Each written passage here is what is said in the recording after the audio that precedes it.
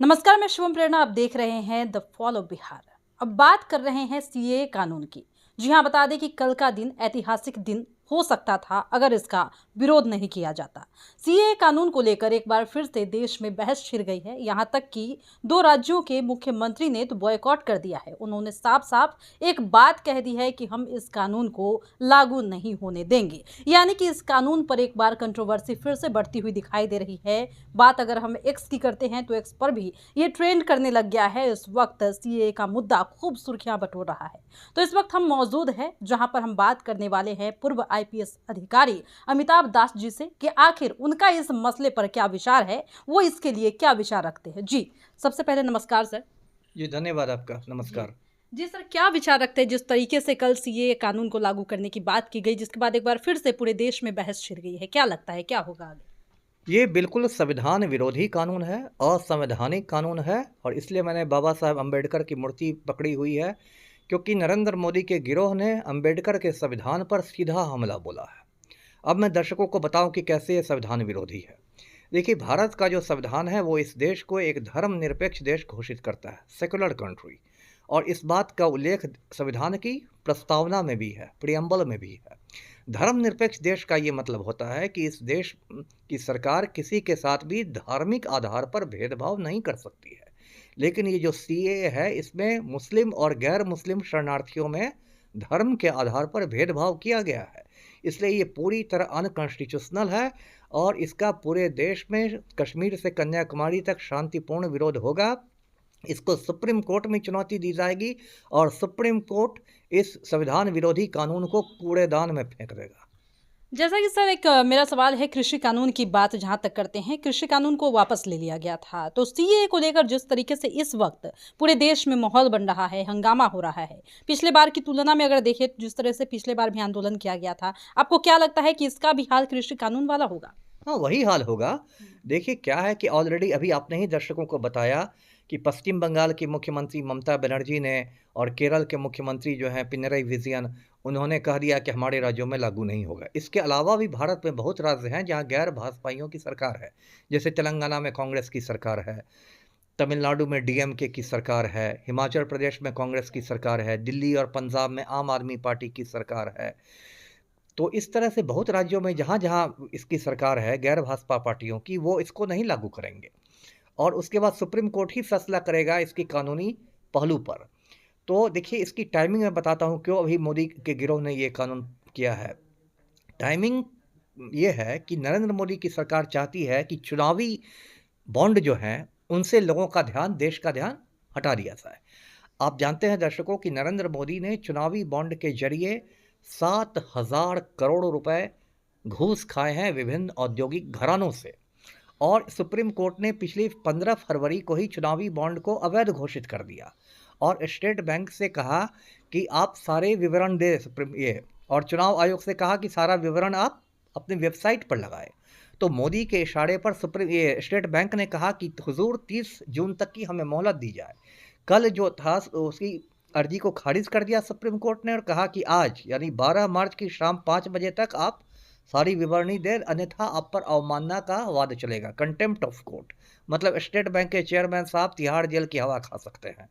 उसके बाद नरेंद्र मोदी के पूरे गिरोह में एक खलबली पैदा हो गई है, क्योंकि चुनावी बॉन्ड बहुत बड़ा घोटाला है। राफेल घोटाला में तो मोदी बच के निकल गए थे, रंजन गोगोई को उन्होंने सेट कर लिया। इस बार बचना मुश्किल दिखाई दे रहा है चंद्रचूड़ साहब के ज़माना में। तो एक तो सीए इसलिए लाया गया है जिससे कि चुनावी बॉन्ड पर से लोगों का ध्यान हटाया जाए। दूसरा लाया गया है कि अब 4-5 दिन बाद चुनाव की तारीखों का ऐलान होगा, तो मोदी की सरकार चाहती है कि फिर से लोगों का ध्रुवीकरण हो, हिंदू मुसलमान के नाम पर देश की जनता बँटे और फिर हम लोग हिंदू हिंदू कह के चुनाव में बेड़ा पार कर लें। पहले इन्होंने सोचा था कि 22 जनवरी को हम रामलला की प्राण प्रतिष्ठा कर देंगे तो हम राम लहर में जीत जाएंगे, लेकिन उसके बाद इनकी दाल नहीं गलती दिखी। राम मंदिर का मामले की हवा निकल गई। उसके बाद इंडिया गठबंधन भी मजबूत होकर उभरा है। अभी 3 मार्च को जो पटना में जन विश्वास महारैली हुई थी, उसमें इतनी भीड़ जमा हुई कि मतलब मोदी जी को 104 डिग्री बुखार हो गया। तो इसलिए अब ये लोग चाह रहे हैं कि भाई फिर हिंदू मुसलमान का झगड़ा करके चुनाव जीतो। लेकिन अब देश की जनता समझदार हो गई है, एक ही मुद्दे पर बार बार आप उल्लू नहीं बना सकते। तो इस मुद्दे पर भी, जैसे कृषि कानून के मुद्दे पर मोदी को मुंह की खानी पड़ी, इस मुद्दे पर भी मोदी को मुंह की खानी पड़ेगी। जी। सर अभी आपने एक बात कही, प्रियम्बल की बात आपने कही कि प्रियम्बल की अगर बात करते हैं या फिर आपने कानून का बेसिक स्ट्रक्चर, कॉन्स्टिट्यूशन के बेसिक स्ट्रक्चर की बात की, केशवानंद का आपने एग्जाम्पल भी दिया था। हम आपसे एक बात पूछना चाहेंगे कि वही वो लोग हैं जो एक तरफ आप कह रहे हैं कि इसका विरोध किया जा रहा है, तो दूसरी तरफ हम ये भी देखेंगे कि बहुत सारे ऐसे लोग हैं जो इसके समर्थन में भी है। और जहाँ तक अगर बात सीएए की जा रही है, तो इसमें 3 देशों की जो बात की जा रही है, वो यहाँ पर साफ कहा गया है कि उन देशों में मुस्लिमों को कोई समस्या नहीं, आपत्ति नहीं है, कोई भी जो सुविधाएं हैं बेसिक जो मिल रही है, लेकिन जो गैर मुस्लिम है उनके लिए कानून है और इसमें बहुत लोग सपोर्ट भी कर रहे हैं इसका। तो आखिर सर ये कैसे हो सकता है कि अगर कोई कानून गलत है तो कुछ लोग सपोर्ट में भी आते हैं? नहीं, नहीं, लोगों का तो इतना सांप्रदायिकरण कर दिया गया है कि बहुत लोगों में इतना मुस्लिमों के प्रति नफ़रत भर दी गई है कि इसी पर वो उछलने लगेंगे। ये तो हमारे समाज में जो नफ़रत की बीज, मान लीजिए अभी रिजर्वेशन ही है, आरक्षण की नीति है। यदि आरक्षण की नीति को सरकार ख़त्म कर दे, तो लाखों लोग जो सवर्ण लोग हैं, फॉरवर्ड लोग हैं, नाचने लगेंगे, है ना? या उसको यदि जारी रखा जाएगा तो लाखों, तो हमारा तो समाज बँटा हुआ है ना। ऐसा नहीं कि सारे लोग एक ही ढंग से सोचते हैं। आरक्षण के मुद्दे को लिया जाए तो बहुत लोग आरक्षण के समर्थन में बोलते मिलेंगे, बहुत लोग विरोध में। वही बात इसका भी है। देखिए, पड़ोसी देश के संविधान से ये देश नहीं चलेगा कि अफ़गानिस्तान में क्या हो रहा है, पाकिस्तान में क्या हो रहा है, भारत चलेगा भारत के संविधान से। और भारत का संविधान धर्मनिरपेक्ष है, जहाँ धर्म के आधार पर आप भेदभाव नहीं कर सकते। इसलिए सरकार मुस्लिम और गैर मुस्लिम शरणार्थियों के साथ अलग-अलग व्यवहार कैसे कर सकती है? ये सरासर संविधान विरोधी है, गैर कानूनी है। तो सर इसको एक शब्दों में हम पॉलिटिकल बेनिफिट कह सकते हैं क्या? एकदम राजनीतिक षड्यंत्र है और कुछ नहीं है। नरेंद्र मोदी का गिरोह चाहता है, जैसे पिछली बार इन्होंने पुलवामा का नाटक किया, पुलवामा में 40 लोगों को मरवा के मतलब दूसरी बार सत्ता में आ गए। इस बार भी चाहते हैं कि कोई ऐसा ही विवाद खड़ा, क्योंकि देखिए मोदी जी ने काम तो कोई किया नहीं। कहते थे कि 15 लाख सबके अकाउंट में आ जाएगा। आज भी हमने सुबह में अपना अकाउंट चेक किया है, 15 पैसा नहीं आया है।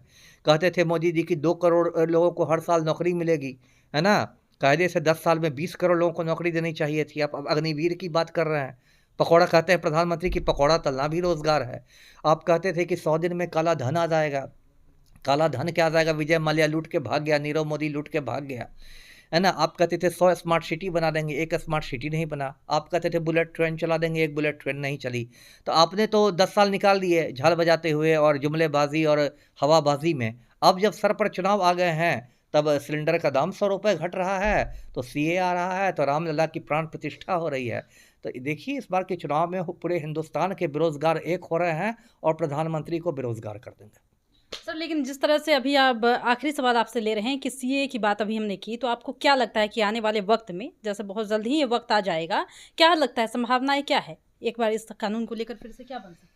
संभावना यही है, जो मैं देख रहा हूँ, कि सुप्रीम कोर्ट इसको मतलब इस पर स्थगन लगा देगा, स्टे लगा देगा इसके कार्यान्वयन पर। जैसे याद है कि कृषि कानून के भी कार्यान्वयन पर सुप्रीम कोर्ट ने स्टे लगा दिया था। बाद में तो सरकार ने वापस ही ले लिया, लेकिन उसके पहले किसानों ने चुनौती दी थी, तो सुप्रीम कोर्ट ने स्टे लगा दिया था। सुप्रीम कोर्ट इस पर स्टे लगा देगा और उसके बाद फिर इसकी लंबी सुनवाई होगी, 3-4 साल, 5 साल खींचा जाएगा और देश में शांतिपूर्ण प्रदर्शन होगा। मैं वही बस दर्शकों से कहूँगा कि भाई आपसी सद्भाव बनाए रखें, भाईचारा बनाए रखें और ये जो नरेंद्र मोदी का गिरोह है, उसको इस देश की एकता, अखंडता नहीं तोड़ने दें। जी।